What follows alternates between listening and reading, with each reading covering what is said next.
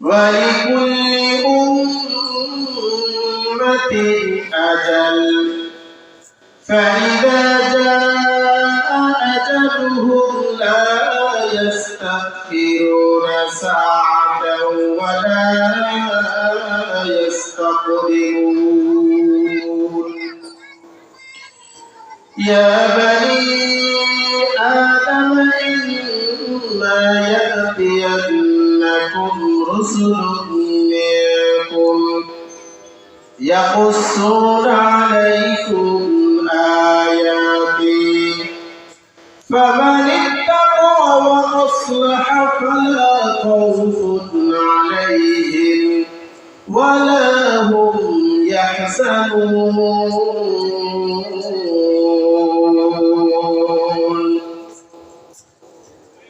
وقال رسول الله صلى الله عليه وآله وسلم أحب الأعمال إلى الله أقومها وإن قل أو كما قال النبي عليه الصلاة والسلام محمد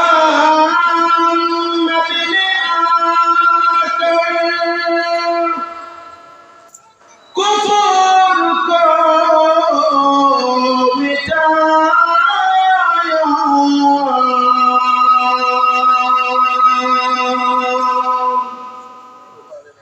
محمد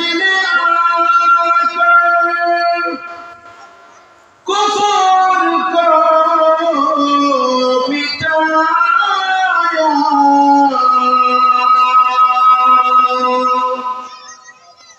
कुफूर को मिटाकर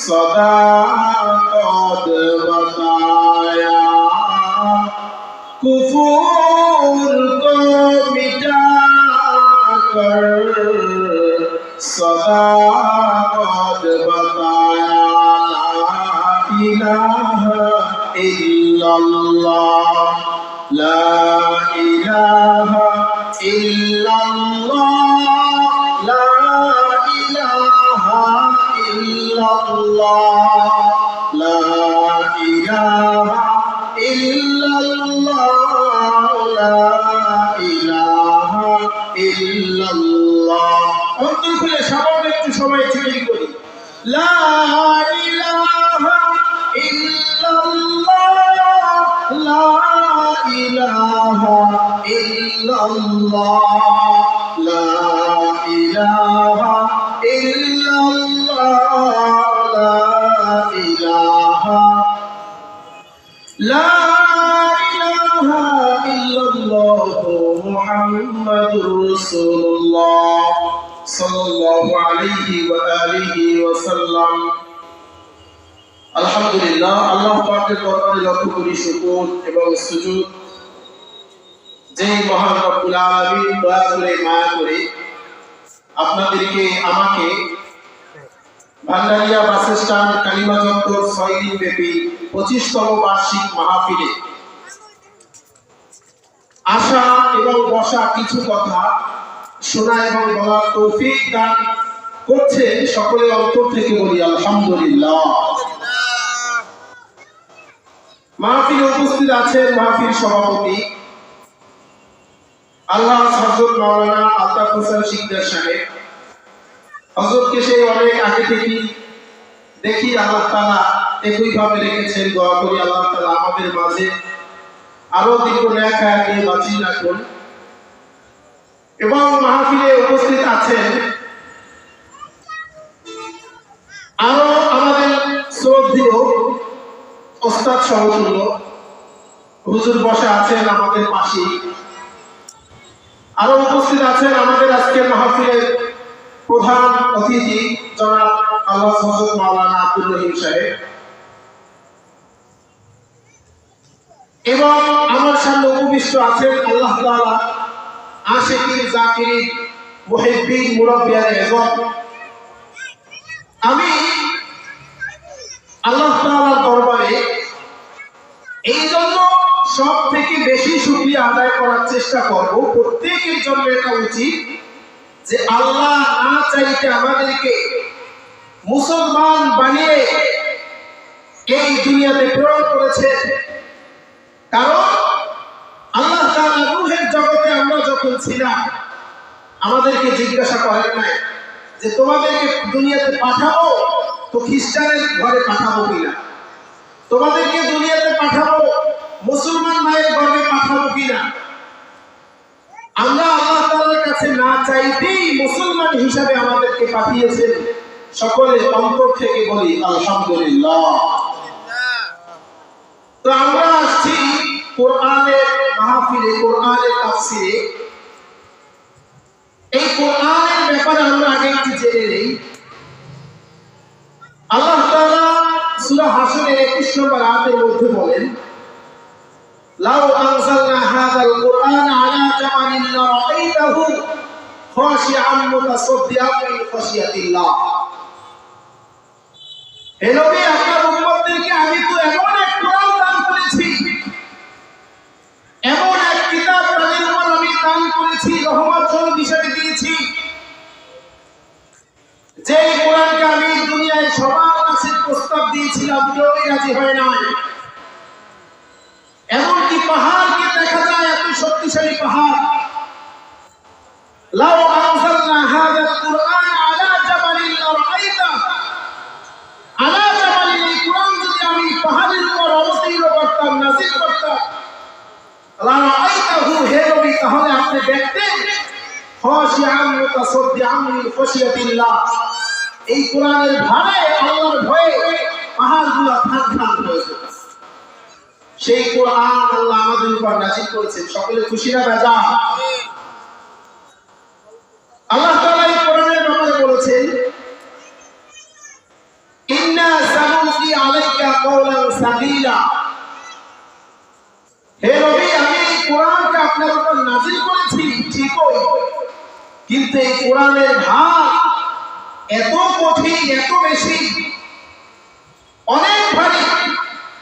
এজন্য আল্লাহ রাসূল সাল্লাল্লাহু আলাইহি ওয়াসাল্লামের সিরাতের মধ্যে পাওয়া যায়, রাসূল অনেক সময় আম্মা জান আয়েশা রাদিয়াল্লাহু তাআলা আনহার কোলের উপর শুয়ে থাকতেন, রীতিমতো শুয়ে থাকতেন, কোনো কষ্ট হইতো না। কিন্তু আম্মা জান আয়েশা বলেন, মাঝে মাঝে এমন হতো যে মনে হয় পুরো দুনিয়াটা আমার এই রানের উপর উঠিয়ে দিলে যত কষ্ট না হয়, আল্লাহ রাসূল সাল্লাল্লাহু আলাইহি ওয়াসাল্লামের মাথা আমার এই রানের উপর নেওয়ার কারণে তার থেকেও বেশি কষ্ট। কেন? মনে করেন 10 মিনিট রাসূলের মাথা আম্মা জান আয়েশা রাদিয়াল্লাহু তাআলা আনহা কোলের উপর নিয়ে ঘুমাইছিলেন, কিন্তু 10 মিনিটের মাথায় 3 মিনিট 4 মিনিট এত ভার কেন তার উপর হইল? আল্লাহ তাআলা বলেন, আমি এই সময় আমার রাসূলের উপর ওহী কোরআন নাযিল করেছি, ওহী হিসেবে এই যে কোরআন নাযিল করলাম, এই ভারের কারণে তোমার এমন মনে হয়েছে। সুবহানাল্লাহ। তাহলে কোরআনে ওজন কম না বেশি? আল্লাহ রাসূল সাল্লাল্লাহু আলাইহি ওয়াসাল্লামের সিরাতের মধ্যে পাওয়া যায়, সফরে ছিলেন, সফরে যাইতেছে, উটের উপরে বসা, উট চলতেছে, ইতিমধ্যে উট বসে পড়ল। সাহাবাগণ জিজ্ঞেস করলেন, ইয়া রাসূলুল্লাহ, উট তো এইভাবে বসার কথা না, বসলো কেন? আল্লাহ রাসূল বলেন, এই যে দেখতেছো আমার চেহারায় ঘাম, ইতিমধ্যে আমার কাছে ওহী এসে নাযিল হয়েছে, এই কারণে সেই ওহীর ভার বইতে না পেরে ঘোড়া বসে পড়েছে। সুবহানাল্লাহ। আমার সিরাতের মধ্যে দেখা যায় আম্মা জান আয়েশা রাদিয়াল্লাহু তাআলা আনহা বলেন, শীতের মধ্যে আমরা সবাই কাপু কাপু শীতের মধ্যে শুয়ে আছি, কিন্তু আল্লাহ রাসূল সাল্লাল্লাহু আলাইহি ওয়াসাল্লামের দিকে তাকিয়ে দেখলাম তার শরীরটা ঘেমে পুরো, তার গায়ে যে চাদর ছিল চাদরটা পর্যন্ত ভিজে গেছে। আম্মা জান আয়েশা রাদিয়াল্লাহু তাআলা আনহা জিজ্ঞাসা করলেন, ইয়া রাসূলুল্লাহ, আমরা সবাই শীতে কাঁপছি, কিন্তু আপনার শরীরের অবস্থা এমন কেন? জ্বর এসেছে না? আল্লাহ রাসূল বলেন যে, না আয়েশা, এটা জ্বরের কোনো ঘাম না, এটা আল্লাহ আমার উপর কোরআন নাযিল করেছে, এইমাত্র কোরআনের ভার এত বেশি যে আমি রাসূল নিজেই ঘামাক্ত হয়ে জামা কাপড় ভিজে যায়। এই কোরআনের তাফসীর শোনার জন্য আপনারা এখানে আসছেন। আজকে নিয়ত করে যাব মাহফিলের ময়দান থেকে বাড়িতে যাব, ঠিকই গুনাহ মাফ না করিয়ে বাড়িয়ে যাব না ইনশাআল্লাহ। আমি আপনাদের সামনে যে আয়াতখানা তেলাওয়াত করেছি, আল্লাহ তাআলা সূরা আরাফে 34 নম্বর আয়াতে বলেন, দুনিয়ার মধ্যে প্রত্যেকটা জাতির জন্য একটা সময় নির্ধারিত আছে, একটা সময় নির্ধারণ করে দেওয়া আছে। লা ইস্তাখিরুনা সাআতাও ওয়া লা ইস্তাকদিমুন। এই সময়টা বান্দার উপর যখন অবধারিত হয়ে যাবে, যখন চলে আসবে, লা ইস্তাখিরুনা সাআতাও ওয়া লা ইস্তাকদিমুন, ওই সময় চলে আসলে সেই সময়ে এক সেকেন্ড আগেও হবে না, পরেও হবে না, অবশ্যই তাকে পাকড়াও হবে। এখন এখানে বোঝার বিষয় হলো, আল্লাহ তাআলা আমাদেরকে বলেছেন যে প্রত্যেকটা জাতির জন্য নির্ধারিত একটা সময় আছে। এই নির্ধারিত সময়ে আমাদের উপর কি আসবে, এটা নিয়ে তাফসীরকারগণ এক একজন এক একটা সমঝ নিয়ে এক একটা উদ্ধৃতি দিয়েছেন, সেটা আপনাদের সামনে পেশ করব ইনশাআল্লাহ। তাফসীরে মাজহারের ভিতরে 4 নম্বর খণ্ডে 299 নম্বর পৃষ্ঠা আল্লামা সানাউল্লাহ পানিপতি রাহমাতুল্লাহি আলাইহি বলেন, এই যে লিকুল্লি উম্মাতিন আজাল, প্রত্যেকটা উম্মতের জন্য নির্ধারিত একটা সময় আছে। এই নির্ধারিত সময় উম্মত বলতে কাদেরকে বোঝানো হয়েছে, এটার মার্জে ফিরানো হয়েছে মক্কাবাসীকে। কারণ আল্লাহর হাবিব সাল্লাল্লাহু আলাইহি ওয়াসাল্লাম তাদের কাছে লালিত হইতে থাকলেন, বড় হইলেন, 40 বছর বয়স হয়ে গেল। যখন তার নবুয়তি আল্লাহ তাআলা পেশ করলেন, নবুয়তের দায়িত্ব দিলেন, আল্লাহ রাসূল ইসলাম প্রচার করতে থাকলেন, গোপনে করলেন, প্রকাশ্যে করলেন। কিন্তু মক্কাবাসীরা যখন জেনে গেল, তার বিরোধিতা করা শুরু করেছে। আর মক্কাবাসীরা বলেছে, তোমাকে আমরা আলামিন বলে স্বীকৃতি দেই, তোমাকে আমরা ভালো বলে স্বীকৃতি দেই, কিন্তু বাপ দাদার ধর্ম তোমরা যদি আমাকে ত্যাগ করাতে চাও, তোমাদের বাপ, আমরা যেই বাপ দাদার ধর্মের উপর আমরা আছি, এইটা থেকে যদি আমাদেরকে দূরে রাখতে চাও, মুহাম্মদ তোমাকে আমরা ছাড় দিয়ে কথা বলবো না। আল্লাহ তাআলা সাথে সাথে আয়াত নাযিল করে বললেন, লিকুল্লি উম্মাতিন আজাল, ও মক্কাবাসী ভালো করে শুনে নেন, আমি প্রত্যেকটা উম্মতের জন্য নির্ধারিত একটা সময় দিয়েছি। তোরা আমার বন্ধু মুহাম্মদের বিরোধিতা করবি, কিন্তু আমার আযাব যদি তোদের উপর পতিত হয়ে যায়, লা ইস্তাখিরুনা সাআতাও ওয়া লা ইস্তাকদিমুন। বিরোধিতা করতে আসো, করতে থাক, কিন্তু আমার আয়াত যখন নাযিল হয়ে যাবে, আমার গজব যখন চলে আসবে, লা ইস্তাখিরুনা সাআতাও ওয়া লা ইস্তাকদিমুন, এক সেকেন্ড আগেও হবে না, পরেও হবে না, নিশ্চিতভাবে ধ্বংস হয়ে যাবা। এই জন্য আল্লাহ রাসূল সব সময় তার জাতিকে বলতে যে আল্লাহ তোমাদের উপর যে নাজিল কোরআন নাজিল করেছেন, এই কোরআন যদি তোমরা মানো, লাহুম জান্নাতুল ফিরদাউসি নুজুলা। ঈমান আনবা না, ঈমানের সাথে যদি নেক আমল করো, আল্লাহ বলেন আমি তোমার ঈমান আনার পরে নেক আমল করার কারণে আমি আল্লাহ তোমাকে জান্নাতুল ফিরদাউস দান করব। সুবহানাল্লাহ। এবং এই আয়াতের ব্যাপারে আল্লামা রাজি রাহমাতুল্লাহি আলাইহি তিনি বলেন যে না, এই আয়াতটা নাজিল হয়েছে লিকুল্লি উম্মাতিন আজাল। এই যে উম্মতের প্রত্যেকটা উম্মতের জন্য নির্ধারিত একটা সময় দেওয়া হয়েছে, এই সময়টা হলো মানুষের মৃত্যু। সময়টা কি? মানুষের মৃত্যু। অর্থাৎ মানুষের মৃত্যু যেই দিন আল্লাহ তাআলার দরবারে লিখিত আছে, অবধারিত হয়ে যাবে, সেই দিনের একদিন আগেও হবে না, পিছেও হবে না। যেদিন তোমার মৃত্যু কপালে লেখা থাকবে, যেই দিন তোমার হায়াত শেষ, ওই দিনই তোমার মৃত্যু হবে। এবং এই আয়াতের ব্যাখ্যায়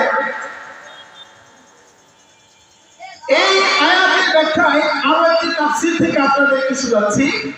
তাফসীরে কাবীরের মধ্যে 14 নম্বর খণ্ড 67 নম্বর পৃষ্ঠার মধ্যে তাফসীর কারক বলে এই আয়াতের দ্বারা উদ্দেশ্য করা হয়েছে যে সমস্ত মানুষ ইসলাম বিরোধী কাজ করে, যে সমস্ত মানুষ মুসলমানের বিরুদ্ধে গিয়ে কাজ করে, এই সমস্ত মানুষদেরকে আল্লাহ তাআলা সংকেত দিচ্ছেন যে লা ইস্তাখিরুনা সাআতান ওয়া লা ইস্তাকদিমুন। হে নবী, আপনার উম্মতদেরকে জানান যদি আপনার উম্মতের মধ্যে কেউ আমি আল্লাহ তাআলার বিধান ছেড়ে অন্য পথে চলা শুরু করিয়া দেয়, যদি আপনার উম্মতের মধ্যে কেউ আপনি নবীর বিরোধিতা করা শুরু করিয়া দেয়, যদি আপনার উম্মতের মধ্যে কেউ কুরআনের বিরোধিতা করা শুরু করিয়া দেয়, লিকুল্লি উম্মাতিন নাজাল, তাদের জন্য আমি একটা নির্ধারিত সময় রাখলাম। লা ইস্তাখিরুনা সাআতান ওয়া লা ইস্তাকদিমুন, তাদের উপর নির্ধারিত সময় বিপদ চলে আসবে, মহামারী চলে আসবে, আর ওই মহামারী চলে আসার সময় হইল 1 সেকেন্ড আগেও হবে না, পরেও হবে না। সব কথা কার? এজন্য আমরা যদি কোরআনকে মানি, লাভ আছে না নাই? এই বর্তমানে দেখেন গাজার মধ্যে মুসলমানদেরকে মারা হচ্ছে, মুসলমানদেরকে নির্যাতন করা হচ্ছে।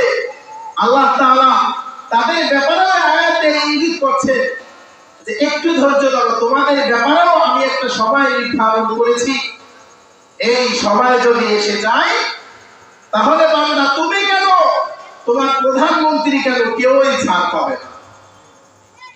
আল্লাহ তাআলা আমাদেরকে এটাই বুঝিয়েছেন, ওয়ালিকুল্লি উম্মাতিন আজাল, এই যে আমি একটা সময় নির্ধারণ করেছি, বান্দা আমাকে ভুলে যাও না, তুমি মানুষের সাথে গাদ্দারি করতে পারবে না। আমি আল্লাহ তাআলার একটা গুণ আছে, আমি বান্দাকে ছাড় দেই। দেখেন না আমাদের সমাজে অনেকে ঘুরি উড়ায়, কি করে, সুতা ছাড়তেই থাকে, ছাড়তেই থাকে। একটা পর্যায়ে যখন সুতা শেষ হয়ে যায়, নাকাই করে ঘুরে কান দেয়, কি দেয় না? আল্লাহ তাআলা বলেন, বান্দা তোমাকে আমি দুনিয়াতে ছেড়ে দিয়েছি, কিন্তু মূল নাকাই আমার হাতে। এই যে লিকুল্লি উম্মাতিন আজাল, এই আজাল যেদিন এসে যাবে তখন 1 সেকেন্ড আগেও যাবে না, পরেও যাবে না, ঠিক সবাই তোমাকে পাকড়াও করে আমি রবের কাছে নিয়ে আসা হবে। এজন্য আজকে মাহফিল থেকে আমরা সকলেই নিয়ত করে যাব, এই যে আল্লাহ তাআলা একটা নির্ধারিত সময় দিয়ে আমাদেরকে হুঁশিয়ার করে দিয়েছেন, এই নির্ধারিত সময় আসার আগেই আমরা যেন পবিত্র কোরআনে যেইভাবে আমাদেরকে চলতে বলেছেন আল্লাহ তাআলা, সেইভাবে চলতে পারি। সকলে বলি আমিন। আমি আপনাদের সামনে যে আয়াতটা তেলাওয়াত করেছি, এই আয়াতের পরবর্তী আয়াতের মধ্যে যে আয়াতে আল্লাহ তাআলা মানুষদেরকে মোটিভেট করার জন্য কিছু কথা বলেছেন। ইয়া বানি আদম ইম্মা ইয়াতিয়ান্নাকুম রুসুলুম মিনকুম ইয়াকুসসুনা আলাইকুম আয়াতি ফামান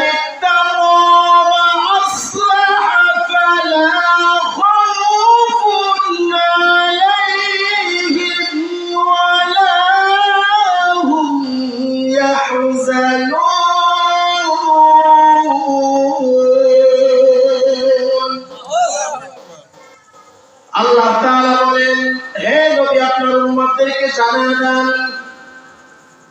আপনার উম্মতরা যখন দুনিয়াতে আসেন,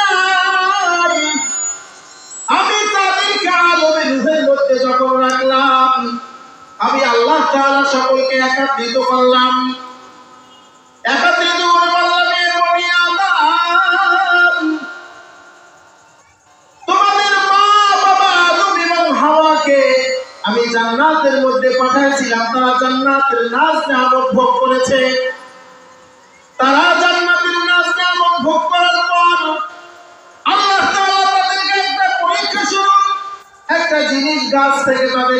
থাকতে বললেন, তারা ওই গাছ থেকে দূরে থাকতে পারলেন না।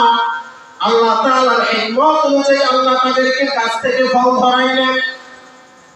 আল্লাহ তাআলা তাদেরকে গাছ থেকে ফল ধরানোর পর আল্লাহ তাআলা তাদেরকে সিস্টেম অনুযায়ী জান্নাত থেকে বের করে দিলেন। আল্লাহ তাদেরকে জান্নাত থেকে বের করার পর আল্লাহ সকল মানুষদেরকে রূহগুলোকে নিয়ে আল্লাহ বসলেন আর ডাক দিলেন, ইয়া বনি আদম, হে বনি আদম, ভালো করে শুনে নাও, আমি তোমাদেরকে বানাইছি এই দুনিয়াতে পাঠানোর জন্য, কিন্তু তোমাদের মা এবং বাবাকে আমি জান্নাতে পাঠাইছিলাম একটা তাদেরকে পরীক্ষা করার জন্য। এখানে একটি আপনাদেরকে মাসলা বুঝাই দেই। অনেক সময় দেখবেন যারা সেকুলার আছে তারা অনেক সময় আপনাদেরকে বোঝানোর চেষ্টা করবে যে আমাদের আদি পিতা আদম আলাইহিস সালাতু ওয়াস সালাম সেই তো জান্নাতে বসে ভুল করেছে, তাহলে মানুষ আমরা ভুল করলে সমস্যা কোথায়? বলেন তো, আদম আলাইহিস সালাতু ওয়াস সালাম আল্লাহ তাআলার নবী নাকি আমাদের মতন মানুষ? আল্লাহ তাআলার নবী আদম আলাইহিস সালাতু ওয়াস সালাম, এই আল্লাহর নবীকে অনেকে দোষারোপ করতে চান আর বলেন আল্লাহর নবী যাকে প্রথম মানব হিসেবে আল্লাহ পাঠাইলেন, আমাদের বাড়ি ছিল জান্নাতে, তার কারণে তার বিবির কারণে আমাদের হয়তো দুনিয়াতে আসতে হয়েছে। এই নিয়ে হাদিসের মধ্যে একটা হাদিস আছে, আদম আলাইহিস সালাতু ওয়াস সালামের সাথে একবার মূসা আলাইহিস সালাতু ওয়াস সালামের দেখা। কার দেখা? মূসা আলাইহিস সালাতু ওয়াস সালাম তো অনেক নরম নবী ছিলেন। নরম না? নরম নাকি গরম? মূসা আলাইহিস সালাতু ওয়াস সালাম বললেন, আব্বাজান দাঁড়া, আপনার উপর আমার একটা অভিযোগ আছে। এই যে আমরা জান্নাতে ছিলাম, নাচলাম, ভোগ করতেছিলাম, জান্নাতে থেকে আমরা ফল খাইতাম, দুধ পাইতাম, কি ঠেকা পড়ছিল যে আপনি ওই ফলটা খাইতে গেলেন আর আপনার ওই ফলটা খাওয়ার কারণে আমরা এই দুনিয়াতে চলে আসলাম? তখন আদম আলাইহিস সালাতু ওয়াস সালাম বলেন যে, আচ্ছা মূসা, তুমি এটা বলো, আমি যে দুনিয়াতে জান্নাতে এসে ওই ফলটা খাবো, এই কথাটা লাউহে মাহফুজে আল্লাহ তাআলা আমাকে জান্নাতে পাঠানোর আগে লিখেছেন না পরে লিখেছেন? বলে অবশ্যই আগে লিখেছেন। বলে তাহলে আমাকে পাঠানোর আগে যদি আমার ব্যাপারে আল্লাহ তাআলা একটা জিনিস লিখে রাখে, ওই জিনিসটা করতে ভুল কোথায়? সুবহানাল্লাহ বলেন না? ওটাই এটা দিয়ে আমাদেরকে আল্লাহ রাসূল সাল্লাল্লাহু আলাইহি ওয়াসাল্লাম বুঝাইলেন যে এই যে আদম আলাইহিস সালাতু ওয়াস সালামের ব্যাপারে একটা জিনিস শোনা যায়, এই জিনিসটা ভুল না, এটা আল্লাহ তাআলার একটা হিকমত। এই হিকমতের মাধ্যমে আল্লাহ তাআলা আদম জাতিদেরকে দুনিয়াতে পাঠাইলেন। আবার এই হিকমতের মাধ্যমে আল্লাহ আমাদেরকে নিয়ে গুনাহ করাবেন, আবার আমরা গুনাহ করে তওবা করে তার কাছে যাব। আল্লাহ এটা পছন্দ করেন। আল্লাহ বলেন, বান্দা গুনাহ করবি আর তওবা করে আমার কাছে আসবি, কেমন হবে জানো? আতাইয়ু মিনাজ যামবি কামাল্লা যামবারা, গুনাহ করে যদি বান্দা আমার কাছে এসে তওবা করো, আমি তোকে এমন মাসুম বাচ্চা বানিয়ে দিব যেন তুই জিন্দেগিতে কোনোদিন গুনাহই কর। সুবহানাল্লাহ। এজন্য যে আয়াতের মধ্যে ছিলাম, আল্লাহ তাআলা বলেন, ইয়া বনি আদম ইম্মা ইয়াতিয়ান্নাকুম রাসূলুম মিনকুম। তাফসীর মাজিদের মধ্যে আছে আল্লাহ তাআলা একটা কখন মানুষদেরকে বলেছেন, ইয়া বনি আদম ইম্মা ইয়াতিয়ান্নাকুম রাসূলুম মিনকুম ইয়াকুসুনা আলাইকুম আয়াতি। আল্লাহ তাআলা সমস্ত রূহকে একত্রিত করে বলতেছেন, ও রূহ জগৎ, ভালো করে শুনিয়া নাও, তোমাদের মা বাবাদেরকে জান্নাতে পাঠাইছিলাম, তারা জান্নাতে থাকতে পারে নাই, আমি কোন হিকমতের মাধ্যমে তাদেরকে দুনিয়াতে পাঠিয়ে দিলাম।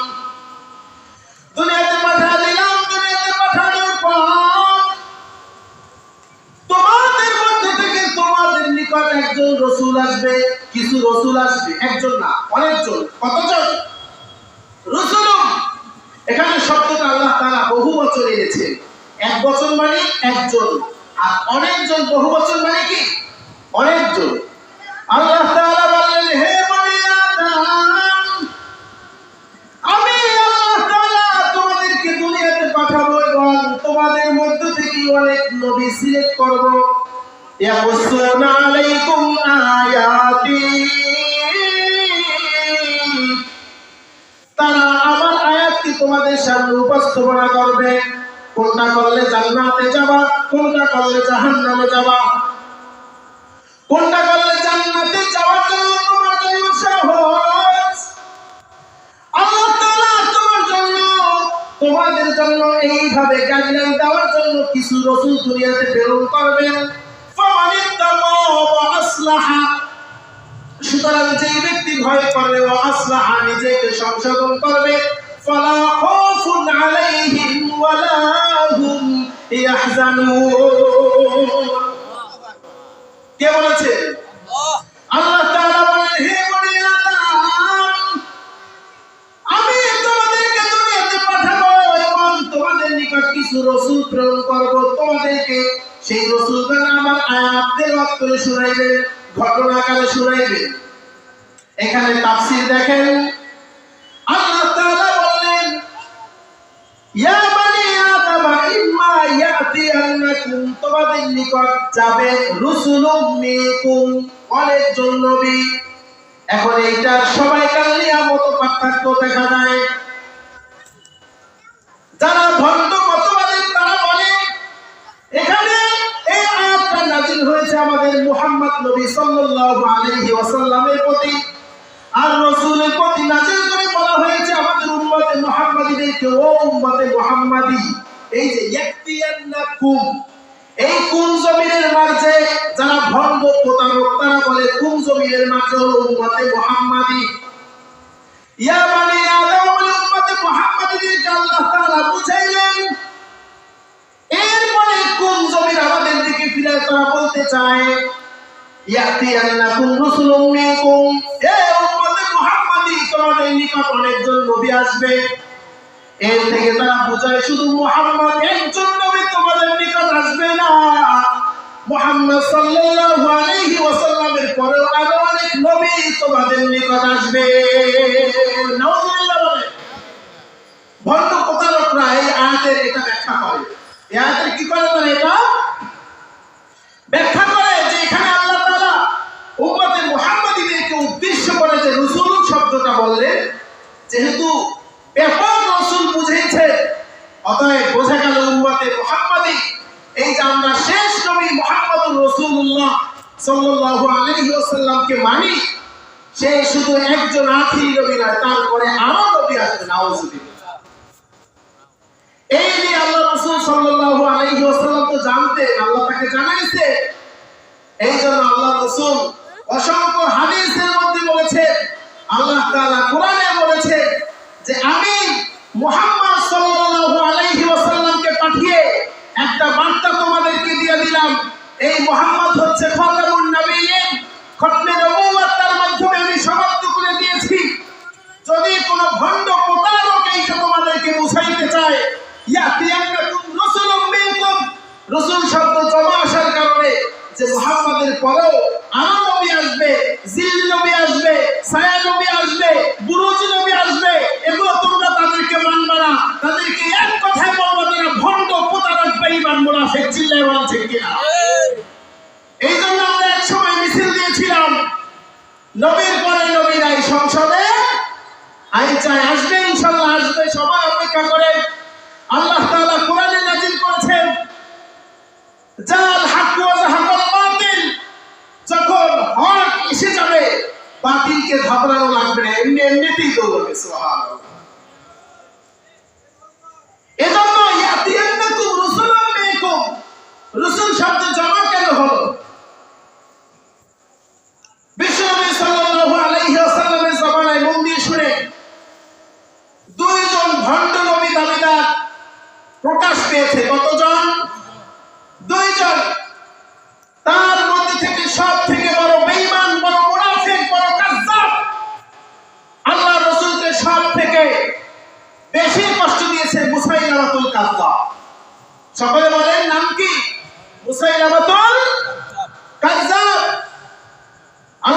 সাল্লাল্লাহু আলাইহি ওয়াসাল্লামের ব্যাপারে যখন শুনতে পাইলে আল্লাহ রাসূল নবী, সেও যখন তার এলাকায় নিজেকে নবী বলে দাবি করা শুরু করলো, তখন মহিলারা বলতে লাগলো, এই মুসাইলামা, মুহাম্মদ তো যেই বাচ্চার মাথায় হাত দিলে বাচ্চার কান্না বন্ধ হয়ে যায়, তোমার মধ্যেও তো সেই গুণ থাকা উচিত যদি তুমি নবী হও। আমাদের বাচ্চার মাথায় হাত দাও তো। মুসাইলামার বাচ্চাদের ডাক দিয়ে মাথায় হাত দিত, কান্না যে গতি ছিল কান্নার গতি আরো বাড়ে গেল। হিকমত কার? আল্লাহ রাসূল তার মাথা, যার মাথায় চুল নাই, তাদের মাথায় হাত দিলে চুল গজিয়ে যেত। মহিলারা বলতেছে, ও মুসাইলামা, তুমি যদি নবী হও তাহলে আমাদের মাথায় তো চুল ওঠে না, আমাদের মাথায় হাত গুজে দাও। যখন হাত দিত মাথায় চুল যেই কয়টা থাকতো তাও পড়ে যেত। হিকমত কার? এরকম আল্লাহ তাআলা তার নবীর মাধ্যমে মুসাইলামাতুল কাজ্জাবের নিকট চিঠি প্রেরণ করলেন। আল্লাহ রাসূল হাবিব রাদিয়াল্লাহু তাআলা আনহুকে নিয়ে যখন তাকে সহকারে চিঠি নিয়ে পাঠাইলেন মুসাইলামাতুল কাজ্জাবের নিকট, সকলে মনোযোগ দিয়ে শুনেন। এখানে দুইটা বাক্য বলেছে মুসাইলামাতুল কাজ্জাব। এই দুইটা বাক্যের প্রতি যদি খেয়াল করেন, বর্তমানেও যেই সমস্ত মুনাফিক বেঈমান কাফির বললেও ভুল হবে না, যেই সমস্ত মুনাফিকরা কাফিররা খতমে নবুয়ত দিয়ে দাগ লাগাইতে চায়, এই দুইটা আয়াতের প্রতি যদি খেয়াল করেন অবশ্যই বুঝে আসবে, যখন আল্লাহ রাসূলের সাহাবী হাবিব রাদিয়াল্লাহু তাআলা আনহুকে আল্লাহর হাবিব ওই মুসাইলামাতুল কাজ্জাবের নিকট পাঠাইলেন, আল্লাহ রাসূলের সাহাবী হাবিব রাদিয়াল্লাহু তাআলা আনহু গিয়ে বললেন, এই মুসাইলামা, তুমি মুহাম্মদ নবীর উপর ঈমান আনো এবং মানো যে আল্লাহ এক। এই দাওয়াত শোনার পরে মুসাইলামার মাথা গরম। এখন বাক্য দুইটা বলেছে, বাক্য দুইটা শুনে মুসাইলামা কাজ্জাব বলতেছে, আতাশহাদু আন্না মুহাম্মাদান রাসূলুল্লাহ, এই হাবিব, তুমি কি মানো যে মুহাম্মদ আল্লাহর রাসূল? সাহাবী বলেন, অবশ্যই 100 বার মানি, মুহাম্মদ সাল্লাল্লাহু আলাইহি ওয়াসাল্লাম আল্লাহর রাসূল। এর পরের বাক্যটি কি খেয়াল করেন, এর পরের বাক্য বলছেন, আতাশহাদু আন্নানি রাসূলুল্লাহ, তুমি কি এটাও মানো যে আমিও আল্লাহর রাসূল? অর্থের দিকে খেয়াল করেন, আমি ও আল্লাহর রাসূল, এখানে কিন্তু আমি ই বলে না, যে আমি শেষ নবী, আমি মুহাম্মদ, আমি বর্তমান জামানার নবী, এটা কিন্তু বলে নাই। এখানে কি বলেছেন, আমি ও মুহাম্মদের সাথে আল্লাহর রাসূল, এটা কি তুমি মানো? এই জন্য আল্লাহ রাসূলের কাছে আরো একবার চিঠি লিখে মুসাইলামাতুল কাজ্জাব পাঠিয়েছে, এই মুহাম্মদ, কুরাইশের যত নেতা আমি সব কি করে একাই করবি নাকি? আমাকেও কিছু ভাগ দে। নাউযুবিল্লাহ, সে বলতেছেন, কদ ইশতারাতু ফিল আমরি মা'আক, আমিও নবী তুমিও নবী, ও মুহাম্মদ, যতটুকু ইসলাম বিজয় হবে আমারও অর্ধেক স্বাধীনতা থাকবে, আমিও সেখানে আমার কর্তৃত্ব কায়েম করব, তুমি তোমার কর্তৃত্ব কায়েম করবা। কিন্তু ওইখানে হাবিব রাদিয়াল্লাহু তাআলা আনহু যখন তাকে দাওয়াত দিলেন, যখন বললেন, না, তোমাকে তো আমি রাসূল বলে মানি না, তখন সাথে সাথে আল্লাহ রাসূলের সাহাবী হাবিব রাদিয়াল্লাহু তাআলা আনহুকে শহীদ করে দিলেন। নাউযুবিল্লাহ। এজন্য ইতিহাস একটা কথা মনে রাখবেন, যে খতমে নবুয়তের জন্য সর্বপ্রথম জীবন দিয়েছে সাহাবীদের মধ্যে হাবিব রাদিয়াল্লাহু তাআলা আনহু। কে? হাবিব রাদিয়াল্লাহু তাআলা আনহু। এই বর্তমান সমাজেও যারা খতমে নবুয়তের উপর দাগ লাগাইতে চায়, আমার মনে আছে এই ভান্ডারিয়ার উপর একটা সময় খতমে নবুয়তের জন্য কোন আওয়ামী লীগ বিএনপি কোন দল মত ভেদাভেদ করা হয় নাই। আমরা সারা ভান্ডারিয়ার মধ্যে মিছিল করেছিলাম আর বলতেছিলাম, নবীর পরে নবী নাই, সংসদে আইন চাই, এখানে কোনো ধর্ম মতামত ভেদাভেদ নাই। একটা কথাই বলতে চাই, নবীর পরে নবী নাই, চিল্লায় বলেন ঠিক কিনা? আমরা মুসলমানরা বুঝাইতে চাই, আমাদের মুসলমানদের শরীরে এক ফোঁটা রক্ত থাকা সত্ত্বেও খতমে নবুয়তের উপর যদি কেউ দাগ লাগাইতে চান, সেটা আমরা সহ্য করতে দিব না। চিল্লা বলে ঠিক কিনা? এজন্য যারা বলতে চায় ইয়াতিয়ান্নাকুম রুসুলুম মিনকুম, ইয়াতিয়ান্নাকুম এই কুমের মার্জ উম্মতে মুহাম্মাদি, আর রাসূল বহুবচন এসে উম্মতে মুহাম্মাদিদেরকে বলতে চায় যে মুহাম্মাদের পরে আরো নবী আসবে, এদেরকে সর্ব অবস্থায় মাথায় রাখবে, এরা হচ্ছে ভণ্ড প্রতারক কাফের। এরা কি? এজন্য ওদেরকে যদি আপনি জিজ্ঞাসা করেন, এই যে আমি একটু আগে মুসাইলামাতুল কাজ্জাবের একটি বাক্য বললাম, শেষে কি বললো? আতাশহাদু আন্নানি রাসূলুল্লাহ, তুমি কি আমাকেও মানো যে আমিও আল্লাহর রাসূল? কাদিয়ানীদেরকে যদি আপনি প্রশ্ন করতে যান যে তোমাদেরকে কাদিয়ানী কেন বলে, তোমার কালিমা কি? তখন সে বলবে আমার কালিমা লা ইলাহা ইল্লাল্লাহ মুহাম্মাদুর রাসূলুল্লাহ। আপনি বলবেন ঠিকই তো, আমারটাও তো তাই। যদি জিজ্ঞেস করেন তোমার কিতাব কি, বলবে কিতাব আল কোরআন। বলবে তোমার রব কে? রব আল্লাহ। নবী কে? নবী মুহাম্মদ। তারপর তো আপনারা কি বলবেন যে তুমিও তো যা আমিও তা, ব্যাপার কি? এখানে বাধা কেন? তোমাদেরকে কাফের কেন বলা হয়? বলবে এখানে বোঝাবুঝির কিছুই নাই, বোঝাবুঝি প্যাঁচ লাগাইছে তো ধর্ম ব্যবসায়ী মোল্লারা। তোমরাও যা আমরাও তা। এজন্য সব সময় একটা কথা মনে রাখবেন, হাতির যেমন দুই দাঁত, একটা দুইটা দাঁত থাকে উপরে মানুষকে দেখানোর জন্য, আর দুইটা দাঁত থাকে ভিতরে খাওয়ার জন্য। যেমনি ভাবে মানুষদেরকে দেখানোর জন্য যে দুই দাঁত থাকে, এই দুই দাঁত দিয়ে হাতি খায় না। মানুষদেরকে যেই দাঁত দিয়ে খায় সেই দাঁতও মানুষদেরকে দেখায় না।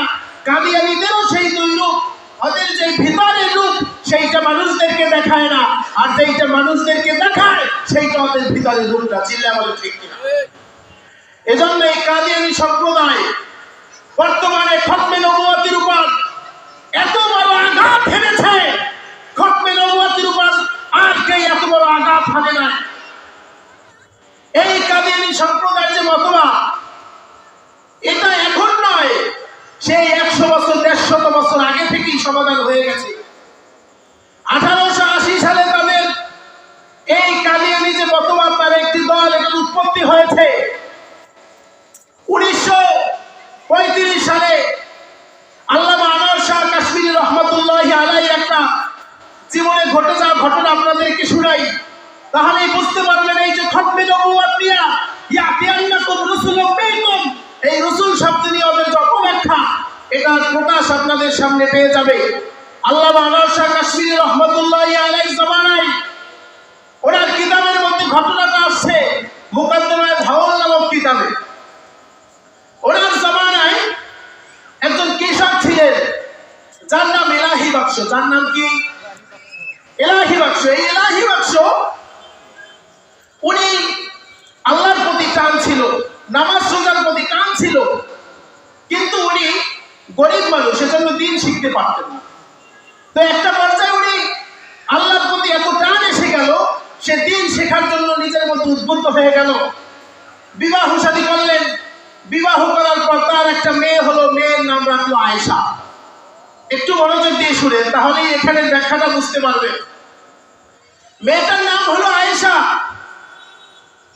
একটা পর্যায়ে সেই দিন শিখতে শিখতে শিখতে শিখতে এমন একটা পর্যায়ে হয়ে যায়, দিনের বুঝ তার মধ্যে এমন একটা পর্যায়ে ঢুকে যায়, এই দিন সম্পর্কে তার মধ্যে সমাজ হওয়ার পর এলাকার মানুষ তার নামের সাথে মৌলবী লাগাই দিয়েছে, মৌলবী এলাহি বক্স। এখন তার নাম কি? মৌলবী এলাহি বক্স। এমন পর্যায়ে তার মেয়ের বয়স 1 বছর 2 বছর, যখন 7 বছর হয়ে গেল তখন তার স্ত্রী মারা যায়।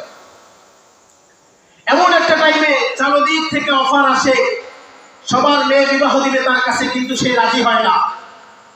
সে চিন্তা করলো আমি যেহেতু আল্লাহর কিছু সময় দেওয়া শুরু করেছি, দিন সম্পর্কে আমি আরো ভালো করে জানবো। সে বিবাহ না করে দিন আস্তে আস্তে জীবন পার করতেছে। তার এক ওস্তাদ তাকে ডেকে বলছে, হে এলাহি বাক্স, তুমি যেহেতু তোমার স্ত্রী মারা গেছে, আমার মেয়েটা তোমার কাছে বিবাহ দিতে চায়, আর আমার একটা পালক পুত্র আছে, সেই পালক পুত্রের কাছে তোমার মেয়ে আয়েশা যখন বড় হবে তাকে বিবাহ দিবা। ওস্তাদের কথা ফালানো সম্ভব না। মৌলবী এলাহি বাক্স রাজি হয়ে গেলেন। রাজি হওয়ার কিছুদিনের মাথায় ওস্তাদ মারা গেলেন। ওস্তাদ যখন মারা গেলেন ওস্তাদের নাম, ছেলের নাম কি? আব্দুল আজিজ। সে শ্বশুর বাবাজিকে চাপ প্রয়োগ করা শুরু করলো, মেয়েকে তাড়াতাড়ি সাজিয়ে গুজিয়ে বুঝিয়ে দেন। শ্বশুর বলতেছে, মৌলভী এলাহি বক্স বলতেছে, আরো একটু সময় দাও, একটা স্বামীর ঘর করার মতন আমার মেয়ের বয়স এখনো হয় না, একটু ম্যাচুরেট হওয়ার সময় দাও।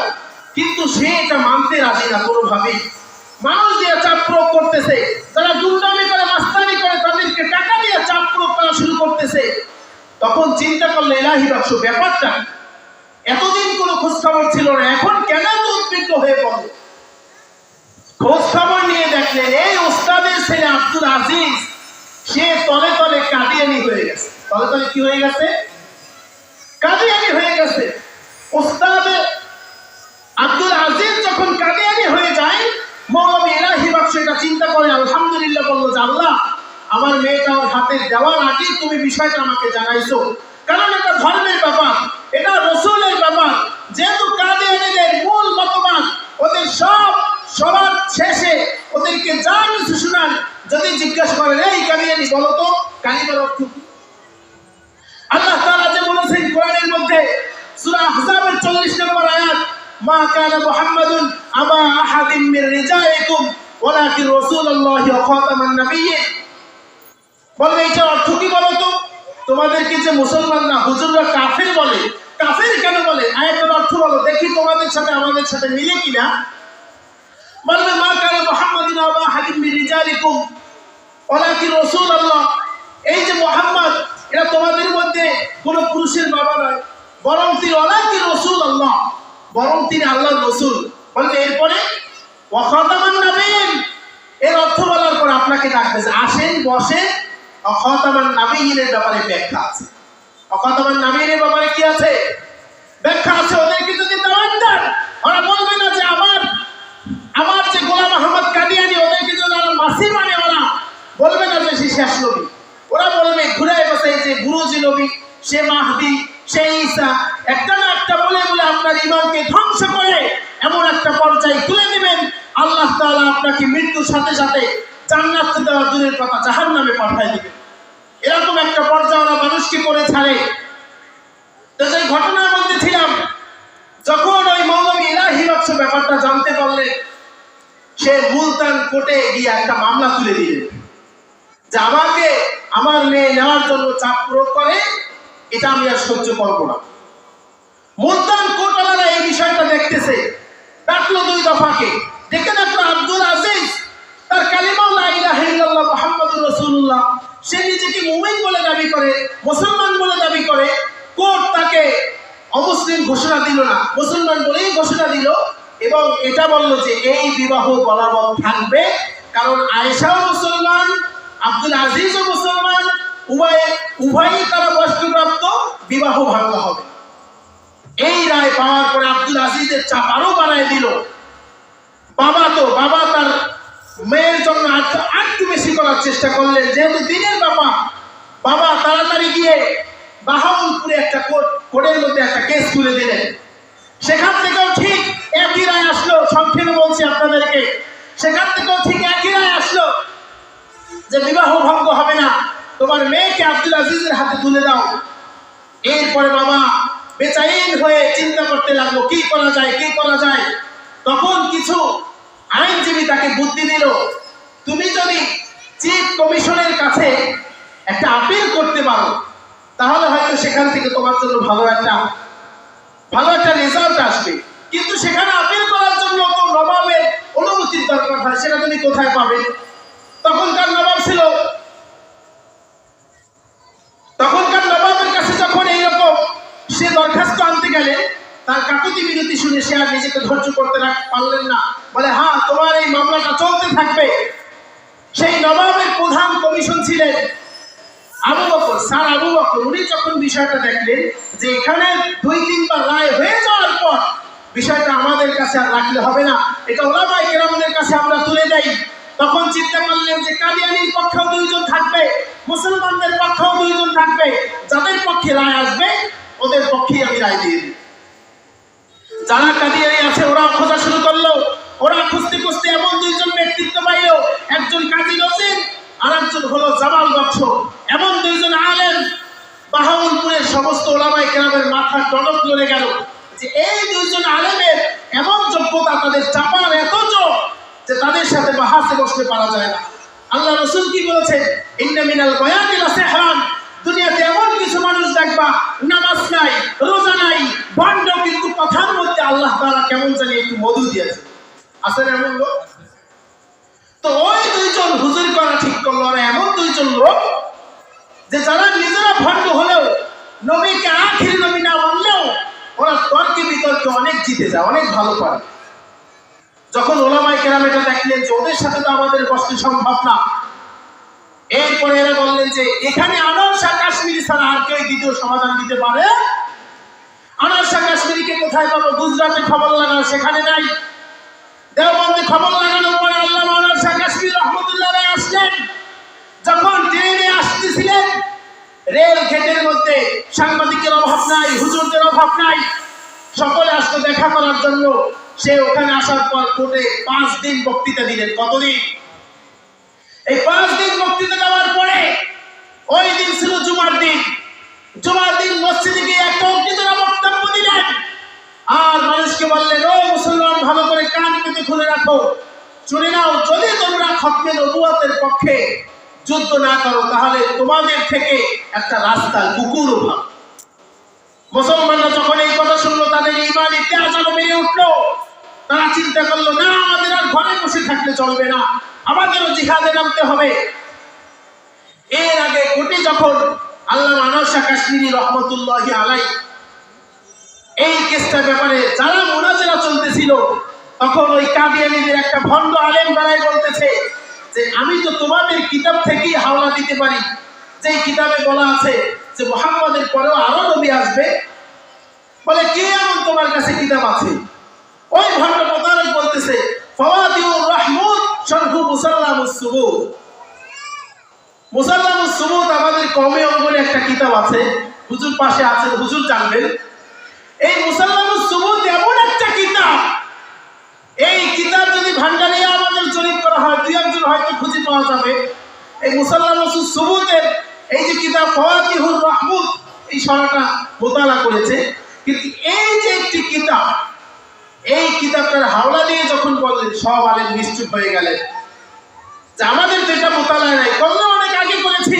আল্লামা আনোয়ার শাহ কাশ্মীরি রাহমাতুল্লাহ আলাইহি ডাকতে বলেন, জজ সাহেব, এই কিতাবটা আমি 40 বছর আগে পড়েছি, আমার হুবহু খেয়াল আছে এই যে ব্যক্তি কাদিয়ানীদের পক্ষে কথা বলতেছে আসলে মিথ্যা, এখানে এই টেক্সটটা নাই। ও যে লাইনটা বলতেছে, এই লাইনটা ওখানে নাই। যখন এই কথা বললেন, তখন বলতেছে, বুঝছো কিন্তু আনোয়ার শাহ কাশ্মীরি। জজ সাহেব বলতেছে, আমরা যদি কিতাব আনাইলে কিন্তু যদি দেখি এইটা ঠিকই এইখানে আছে, তাহলে তোমার ব্যাপারে কিন্তু আমরা সিরিয়াস হব। বলে, আনেন, সমস্যা কি? আমি 40 বছর আগে বললেও সমস্যা নাই। জজ সাহেব বলে, মোল্লার ঘরে মোল্লায় কয় কি?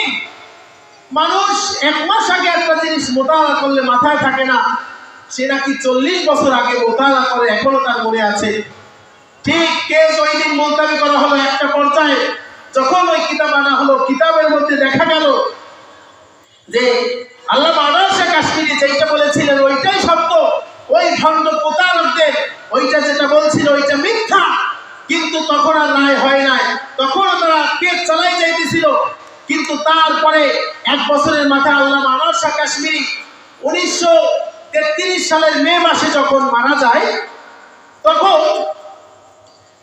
আল্লামা শাহজাহানপুরী রহমতুল্লাহ আলাইহি চলে আসলেন। এসে ওই কেসে একেবারে সমাধান হওয়ার আগ পর্যন্ত খতমে নবুয়তের ব্যাপারে নিজের জিন্দেগি ব্যয় করে দিলেন। আর আমাদের জন্য একটা বার্তা দিলেন, মেসেজ দিলেন যে তোমার হাতে সময় নাই কেন? যেই নবীর জন্য তুমি দুনিয়াতে আসছো, ওই নবীর খতমে নবুয়তের ব্যাপারে যদি কখনো ডাক আসে, ওই নবীর খতমে নবুয়তের ব্যাপারে কেউ যদি উল্টাপাল্টা কথা বলে, তাহলে তোমার তো উচিত সর্বশেষ দিয়ে হলেও সেটা রক্ষা করা, ঠিক কিনা? এই জন্য আমাদের যুগে যুগে এই খতমে নবুয়তের ব্যাপারে, বিশেষ করে বর্তমানে কাদিয়ানীরা যেইভাবে আমাদের প্রতি ধিক্কার দিয়ে আসছে, আমাদের খতমে নবুয়তের ব্যাপারে ওরা যেমন উল্টাপাল্টা দলিল দিচ্ছে, অথচ কোরআন হাদিসে তাদের দলিলের অভাব নাই তাদের বিরুদ্ধে, তারপরেও ভুলভাল মানুষকে পঞ্চগড়ের দিকে তাকায় দেখেন, ঢাকায় হাজার হাজার মানুষ ওদের দলে নিয়ে বড় বড় একটা ক্লাব করেছে, সেখানে ওদের গুণগান হয় আর বড় গলায় বলা হয় নবী নাকি ওদের গোলাম আহমদ কাদিয়ানী যেটা মারা গেছে বাথরুমের মধ্যে পড়িয়া, সেইটার ব্যাপারে বলে সেই নাকি শেষ নবী। আমরা বলতে চাই আমাদের এই ভান্ডারিয়ার মধ্যেও কেউ যদি এরকম উগ্র মাথা চারা দিয়ে নবীর খতমে নবুয়তের বিরুদ্ধে কথা বলতে চায়, আমরা কি মানবো নাকি ঘনদোলাই দিব? এজন্য সকলে চিন্তা করব সব সময় যে আল্লাহর রাসূলের ইজ্জত হেফাজতের জন্য আমরা সব সময় তৈরি থাকবো ইনশাআল্লাহ। আল্লাহ তাআলা সূরা আহজাবের মধ্যে 40 নম্বর আয়াতে বলেন, মা কানা মুহাম্মাদুন নাবা আহাদিন মির রিজালিকুম ওয়ালাকিন রাসূলুল্লাহি ওয়া খাতামান নাবিয়্যিন। হে নবী, আপনার উম্মতদেরকে জানা দেন আমি দুনিয়াতে আপনাকে পাঠাইছি, আপনাকে পাঠাইলাম কারো বাবা হিসাবে নয়, দাদা হিসাবে নয়, রাসূল হিসাবে পাঠাইলাম। ওয়ালাকিন রাসূলুল্লাহ, আরো একটা জিনিস বার্তা দিয়া দিল, ওয়া খাতামান নাবিয়্যিন। সুবহানাল্লাহ। এরপরে সূরা মায়েদার দিকে তাকায় দেখেন, মায়েদার 3 নম্বর আয়াতের মধ্যে আল্লাহ তাআলা বলেন, আল্লাহ রাসূলের মাধ্যমে বিজয় হজের সময় একটা ভাষণ দিয়েছেন, আল-ইয়াউমা আকমালতু লাকুম দীনাকুম ওয়া আতমামতু আলাইকুম নি'মাতি ওয়া রাদিতু লাকুমুল ইসলাম দীনা। আল্লাহর হাবিব বলেন, আল্লাহ তাআলা তোমাদের জন্য তোমাদের দ্বীনকে পরিপূর্ণ করে দিয়েছে।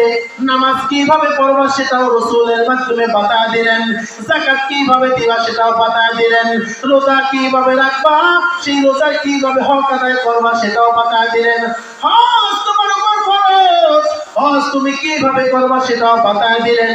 সুতরাং কেউ যদি নতুন শরীয়ত নিয়ে বা কোন শরীয়ত ছাড়া জিল্লি নবী ছায়া নবী দাবি করে, সেটা মানবা না, তোমরা ধরে নিবে ও একটা ভণ্ড প্রতারক কাজা।